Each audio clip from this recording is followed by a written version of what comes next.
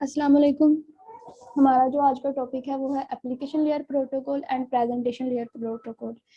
तो मेरे जो ग्रुप मेंबर हैं वो हैं अक्सा 338 एंड आमना 337। तो सबसे पहले व्हाट इज प्रोटोकॉल। प्रोटोकॉल क्या है कि ये सेट ऑफ रूल्स है which are used in digital communication to connect network devices and exchange information between them। ऐसे है कि जब भी हमने कोई भी डिवाइस से डाटा सेंड करना हो, रिसीव करना हो या कोई भी एप्लीकेशन हो, वो कोई रूल्स पे वर्क करती है, कोई set of rules and regulation उस पर अप्लाई होते हैं तो फिर वो वर्क करती है। ऐसे ही वो जो रूल्स एंड रेगुलेशन है उसको हम कंप्यूटर साइंस की फील्ड में प्रोटोकॉल कहते हैं। फर्ज करें कि मुझे अक्सा और आमना को कॉल करनी है। ये एक छोटी सी एग्जांपल है जस्ट समझाने के लिए। अब मैंने अक्सा और आमना को कॉल करनी है तो मेरे पास एक सेल फोन होना चाहिए और दूसरा मेरे पास सिम कार्ड होना चाहिए। इन दोनों में से अगर एक चीज़ भी नहीं होगी तो मैं दोनों को कॉल नहीं कर सकूंगी।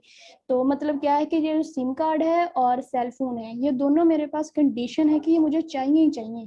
ठीक है, तो ये दोनों क्या है, ये कंडीशन है और सिग्नल्स आना जाना ये सब होना चाहिए ताकि मैं इनको कॉल कर सकूं। तो ये सब इसके रूल्स हैं कि कुछ कंडीशन इस पर अप्लाई होंगी, कुछ इसकी रिक्वायरमेंट फुलफिल होंगी तो फिर ही मैं कनेक्ट कर सकूंगी। तो ये एक प्रोटोकॉल की छोटी सी एग्जांपल जस्ट समझाने के लिए है।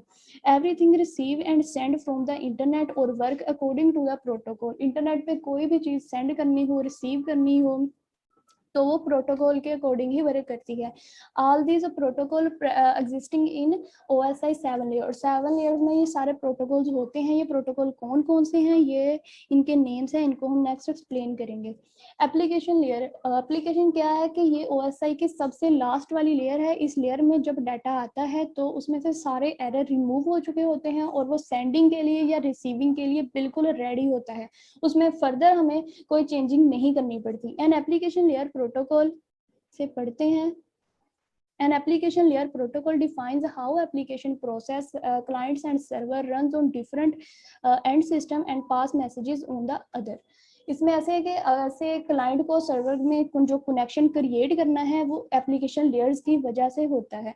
एप्लीकेशन लेयर डिफाइन करती है कि कैसे इनको मैसेज सेंड करना है और कैसे रिसीव होना है। Rules for determining when and how a process send receive message and response to message। वही बात है कि मैसेज ही की बात कर रहे हैं कि कैसे सेंड होना है और कैसे रिमूव होना है, रिसीव होना है। और इसमें से जब मैसेज इस लेयर में आता है तो उसमें से सारे जो एरर हैं वो रिमूव हो चुके होते हैं और वो सेंडिंग या रिसीविंग के लिए बिल्कुल रेडी होता है। A user has access to application layer for sending and receiving message. User को एप्लीकेशन लेयर एक्सेस करनी पड़ती है मैसेज को सेंड या रिसीव करने के लिए।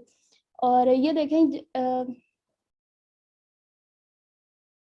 मैसेज जो होता है वह ऐसे फिजिकल से, डाटा लिंक से, इन सारे लेयर से होके इधर तक आता है एप्लीकेशन लेयर तक। जब वो एप्लीकेशन लेयर तक आता है उसमें से सारे एरर रिमूव हो चुके होते हैं तो वो सेंड होने के लिए या रिसीव होने के लिए बिल्कुल रेडी होता है। प्रोटोकॉल्स में वही बात दोबारा कर रहा है, define process either end of the communication, what type of message के मैसेज क्या है, उसका सिंटैक्स क्या है, मीनिंग क्या है, हाउ मैसेज कैसे सेंड होगा और उसका रिस्पॉन्स क्या होगा, interaction with the next layer. तो नेक्स्ट वाली जो लेयर है, नेक्स्ट वाला जो हमारा क्लाइंट है उससे हमने कैसे कम्युनिकेट करना है। तो उसका जो फर्स्ट प्रोटोकॉल है वो है HTTP जिसे हम कहते हैं हाइपर टेक्स्ट ट्रांसफर प्रोटोकॉल। ये हम देखते हैं कि अगर कोई जैसे ही वेब पेजेस हमने गूगल ऑन करें तो widely use to transfer web the and fetch the web pages on the world wide web. ठीक है, वर्ल्ड वाइड वेब पे कोई भी हमें पेजेस एक्सेस करने के लिए, फेच करने के लिए इस प्रोटोकॉल की ज़रूरत पड़ती है। हम गूगल पे कोई भी ब्राउजर ऑन कर लें, फेसबुक ऑन कर लें, जीमेल ऑन कर लें, कुछ भी ऑन कर लें तो उसके स्टार्ट पे HTTP होता है जिसका मतलब है हाइपर टेक्स्ट ट्रांसफर प्रोटोकॉल। इसमें पोर्ट नंबर जो यूज़ होती है वो 80 है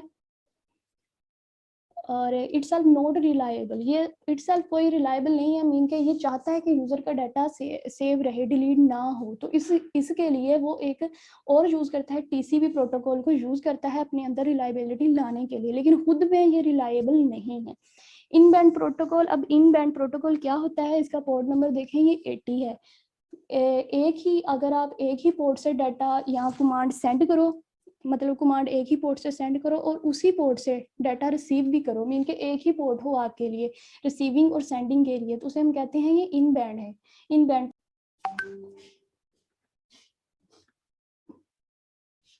तो नेक्स्ट ये है कि जो HTTP है वो स्टेटलेस है। और स्टेटलेस कैसे है कि जब भी HTTP के थ्रू हम एक्सेस करें कोई भी वेबसाइट तो वो सेव नहीं रहता, मीन के उसका डाटा सेव नहीं रहता HTTP या सर्वर के पास। वो कैसे कि मिलियन बिलियन लोग इसे एट अ टाइम एक्सेस करते हैं, अगर ये डाटा सेव करने लग जाए तो फिर इंटरप्ट पैदा हो। तो नेक्स्ट वाला जो हमारा है वो है HTTP। ये इसके दो हैं, नेक्स्ट 1.0 और 1.1।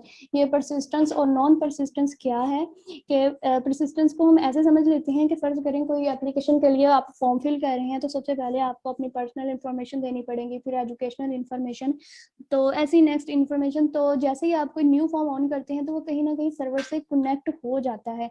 लेकिन अगर फिर आप अचानक आपका पीसी मतलब बंद हो जाता है तो आपको क्या है कि वो सारे फॉर्म दोबारा से फिल करने पड़ेंगे, क्योंकि ये सेव नहीं करेगा डाटा, ये डाटा सेव नहीं करेगा। और स्टेटलेस की एक और बात कि ये चूंकि सेव नहीं करता मिलियन बिलियन रिक्वेस्ट की वजह से यूजर की इंफॉर्मेशन, लेकिन कुछ कंपनीज अपने ओन पे जैसे कि अमेजोन हो गया, फ्लिपकार्ट हो गया, ये ऐसे है कि ये डाटा यूजर का सेव कर लेती हैं। ये कैसे सेव करती हैं? ये कॉन्सेप्ट ऑफ कुकीज यूज करके यूजर का डाटा सेव कर लेती हैं। जैसे ही यूजर कोई प्रोडक्ट देखता है या अपना डाटा फिल करता है तो ये जो है कॉन्सेप्ट ऑफ कुकीज यूज करते हुए यूजर का जो डाटा है वो सेव कर लेती हैं, ताकि जब नेक्स्ट यूजर यहाँ पे विजिट करे तो उसको दोबारा अपना फॉर्म फिल ना करना पड़े, उसका टाइम सेव हो। तो परसिस्टेंस का हो गया कि ये अगर आपका पीसी लॉस हो जाता है तो नेक्स्ट आपको सारा कुछ फिल करना पड़ेगा। और परसिस्टेंस क्या है? परसिस्टेंस के सबसे बेस्ट एग्जांपल आपके जीमेल है। आपके कोई भी अपना जीमेल अकाउंट क्रिएट करते हो तो जब भी आप अपना, अगर फर्ज कर अपना पीसी बंद कर दें तो आप दोबारा अपना पीसी ऑन करेंगे तो एक ही मिनट में आप इसे लॉग इन कर सकेंगे, मीन के ये सेव रहेगा। ये हो गया इसका। और नेक्स्ट वाले इसमें जो कमांड यूज होती हैं वो बेसिक कमांड हेड क्या है कि request information about documents about ये documents but not documents itself. ये क्या है कि सर्वर से रिक्वेस्ट करनी पड़ती है। हेड कमांड इसलिए यूज होती है, सर्वर से रिक्वेस्ट करनी पड़ती है अगर कोई डॉक्यूमेंट्स के मतलब आपने डाटा लेना है, मीन के मेटा डाटा। और गेट कमांड इसलिए यूज होती है कि आपको मेटा डाटा नहीं चाहिए बल्कि वो डॉक्यूमेंट इटसेल्फ चाहिए। और पोस्ट क्या है? Send for information from client server. ठीक है, क्लाइंट से अगर सर्वर को इंफॉर्मेशन सेंड करनी है तो पोस्ट होगा। और अगर पुट ये है कि सर्वर ने क्लाइंट को सेंड करनी है, सर्वर ने आपकी रिक्वेस्ट पे रिस्पॉन्स किया है तो जो आपको डाटा सेंड किया है वो पुट हो गया है। डिलीट डिलीट करने के लिए, कनेक्ट क्या है? कनेक्ट करने के लिए सर्वर और क्लाइंट के दरमियान। तो ये हो गया। और नेक्स्ट वाली हमारी स्लाइड है FTP प्रोटोकॉल। FTP क्या है? File transfer protocol.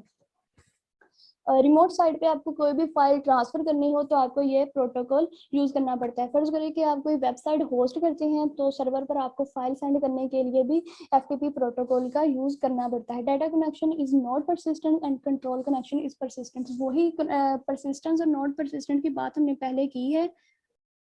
परसिस्टेंट ये है कि जो आपका कनेक्शन है वो सर्वर से रहे, और नॉन परसिस्टेंट ये है कि वो खत्म हो जाए, आपको दोबारा से सारा कुछ करना पड़े। इसमें क्योंकि दो पोर्ट यूज हो रही हैं, एक 20 और एक 21। पहले जो 21 पोर्ट है वो सर्वर से कनेक्ट करती है, फिर 20 पोर्ट नंबर है वो जो है वो डाटा सेंड या रिसीव करता है। तो जो अगर आप फर्ज करें आपका पीसी जो है वो बंद हो जाता है तो जो हमारा डाटा कनेक्शन है वो तो नहीं रहता, वो इसीलिए कि सिक्योरिटी पर्पज के लिए। लेकिन कंट्रोल कनेक्शन है वो सर्वर से रहता है, आपको फिर अपना डाटा दोबारा सेंड या रिसीव करना पड़ेगा लेकिन आपका कंट्रोल जो है वो बना रहेगा।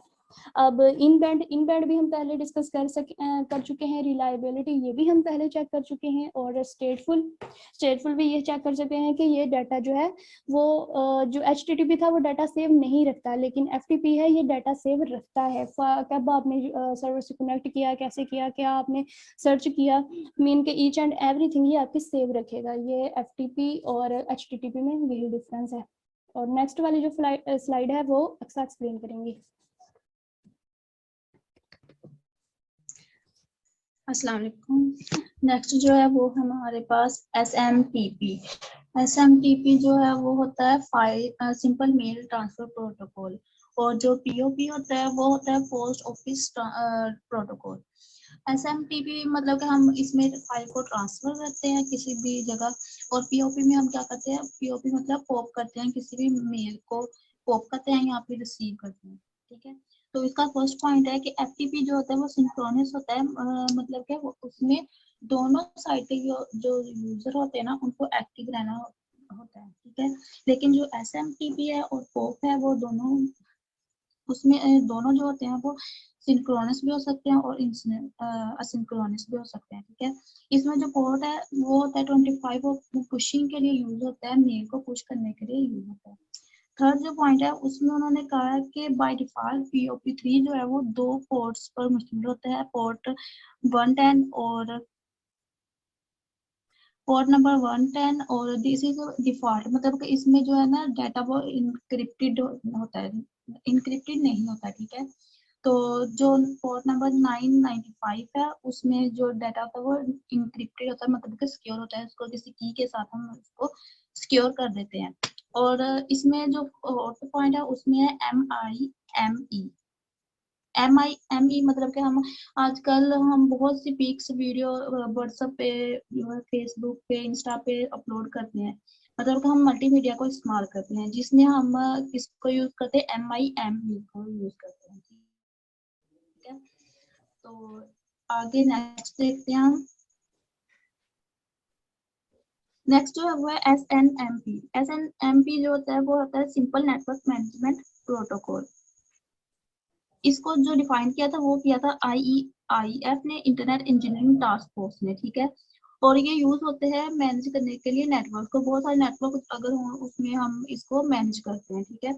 इसको हम मैनेज करते हैं और बाद में इसमें इसका मेन जो है काम वो है कि it is an internet standard protocol for collecting and organizing information about managed devices on IP network, मतलब कि जितनी भी डिवाइस हमारे पास होती है ना नेटवर्क पर, जैसा कि हब हो गया, स्विच, रूटर, ब्रिज, तो उनको उनकी इंफो को कलेक्ट करना और उसको मैनेज करना जो है ना वो हमारे पास किसका काम होता है, SNMP का काम होता है, ठीक है। तो ये सपोर्ट करता है डिवाइसेस, मतलब कि ये डिवाइसेस पहले भी मैंने बता दिया, हब, स्विच, रूटर। अब इसके कुछ कंपोनेंट्स है, तो फर्स्ट जो इसका कंपोनेंट है वो है manager, centralize system use to monitor network. तो इसमें हम क्या करते हैं, नेटवर्क जो है ना वो मैनेज करते हैं, मतलब कि हमारे पास ये एक है, बहुत सारे नेटवर्क है, तो इसको मैनेज किसने करना है, मैनेजर ने, ठीक है।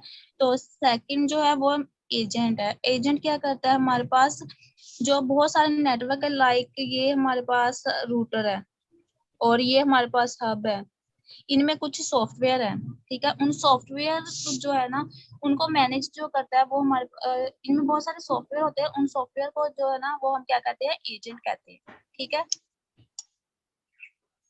और थर्ड हमारे पास है मैनेजमेंट इंफॉर्मेशन बेस। ये हमारे पास क्या करता है, it consist of information resources that are to be managed.